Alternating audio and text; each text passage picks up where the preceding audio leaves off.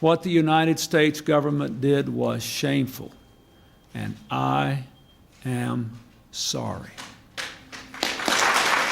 We have no idea how many wives, girlfriends, children inherited the disease and also died or were forever crippled by its effects. For 40 years, the U.S. government-operated public health service conducted what was known as the Tuskegee Syphilis Study, one of the darkest chapters in American history.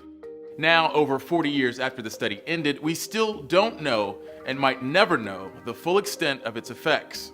And the study might have continued if not for a 1972 article from Associated Press reporter Jean Heller. Everyone who knew about this, to my way of thinking, everyone who knew about this and didn't blow the whistle, that didn't shout to high heaven, "This is wrong," is culpable.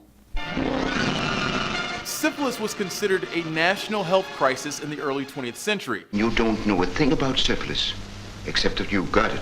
And many doctors at the time thought syphilis and other medical complications were affected by race. To study the disease, researchers found a population of poor, black, syphilitic sharecroppers in and around Tuskegee, Alabama during the Great Depression.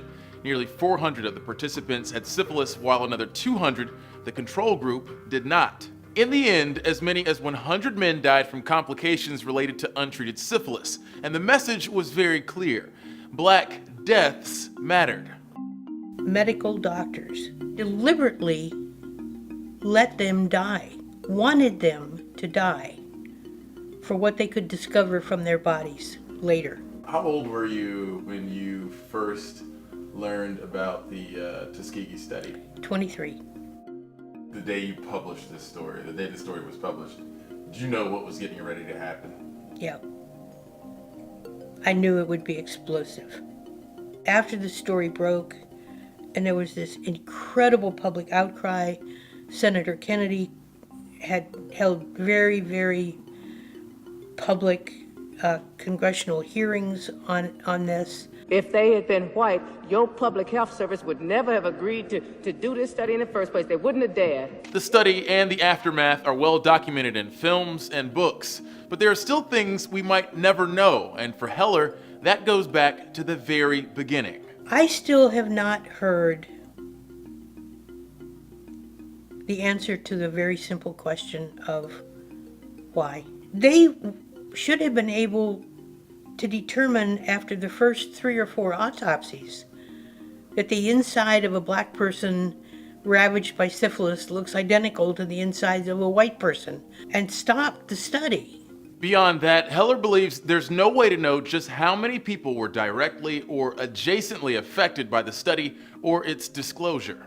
Survivors, victims of the study, and their families did win a $10 million settlement from the US government, and the study's disclosure led to modern medical ethics procedures. But Heller says more than 40 years later, there's still at least one lesson to be learned from the Tuskegee syphilis study. Those of us who recognize that this country has got so far to go, never quit fighting. Never quit standing up and yelling. I don't care if you're LGBT, I don't care if you're black, I don't care if you're disabled. You need advocates. You need people who can move the world.